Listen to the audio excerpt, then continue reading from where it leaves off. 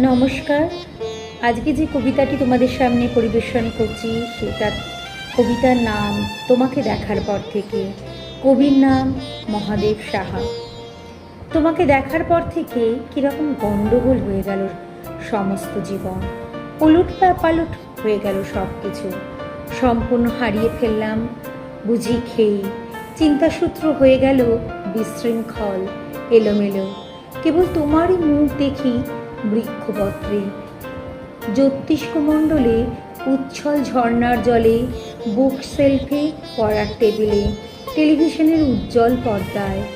এমনকি ডিশ অ্যান্টেনাও ঢেকে দিতে পারিনি তোমার মুখ। রেডিও বা ক্যাসেট খুলেই শুনি তোমার নিবিড় কণ্ঠস্বর।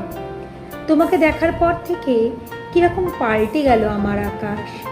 সেখানে এখন শুধু চাঁদ বদলে তুমি ওঠো, আর একটাই ওঠে সন্ধ্যা তারা, সেও তুমি। বইগুলো খুলে দেখি সব গ্রন্থ জুড়ে শুধু এই একটাই শব্দ তাতে লেখা। তোমাকে দেখার পর থেকে অসম্ভব বদলে গেছে আমার ভুবন, বদলে গেছে জলবায়ু, দিনরাত্রি ও ঋতু।